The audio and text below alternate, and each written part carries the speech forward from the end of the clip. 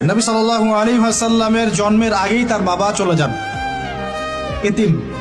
ইতিম মুহাম্মদ সাল্লাল্লাহু আলাইহি ওয়াসাল্লাম। তার মা আমিনা 6 বছর বয়সে ইন্তেকাল করেন। সিচুয়েশন বুঝতে পারছেন? 6 বছর একটা বাচ্চার বাবাও নাই মাও নাই।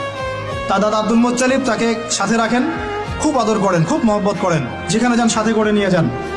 তিনি নেতা মানুষ, তার পাশের চেয়ারে তাকে বসতে দেন, বলেন আমার এই নাতি একদিন সাইয়্যেদ হবে, নেতা হবে, এই কথা বলেন। তিনি ইন্তেকাল করলেন 8 বছর বয়সে। তারপরে দায়িত্ব পেলেন চাচা আবু তালেব। নাম কি?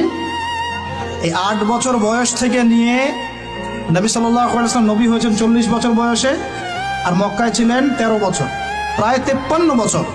প্রায় 53 বছর পর্যন্ত, 8 থেকে 53 বছর পর্যন্ত এই যে লম্বা সময় চাচা আবু তালেব নবী সাল্লাল্লাহু আলাইহি ওয়াসাল্লামকে পাহাড়ের মতো প্রোটেক্ট করেছেন, পাহাড়ের মতো।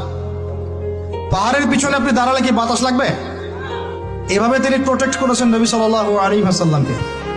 তার সন্তানদেরকে যা খাওয়াতেন তার চেয়ে ভালোটা নবীকে খাওয়াতেন সাল্লাল্লাহু আলাইহি ওয়াসাল্লাম। স্পেশাল রান্না তৈরি করে তাকে ডেকে নিয়ে বসতেন, কারণ এতিম ছেলে, মনে কষ্ট আছে, হয়তোবা সবার সামনে বলতে পারে না, ব্যাপারটা বুঝেন না? তিনি এইভাবে ট্রিট করতেন। এমনকি নবী হওয়ার পরে আল্লাহর নবী সাল্লাল্লাহু আলাইহি ওয়াসাল্লামের বিরুদ্ধে পুরা সমাজ চলে গেল। কেউ গালি দেয়, কেউ বলে সাহের, কেউ বলে কাযযাব, কেউ বলে ফারিকুল জামা।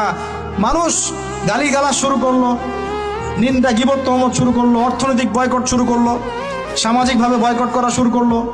এমন কোনো অত্যাচার নাই যা নবী সাল্লাল্লাহু আলাইহি ওয়াসাল্লামকে করা হয় নাই। বুঝতে পারছেন কথা?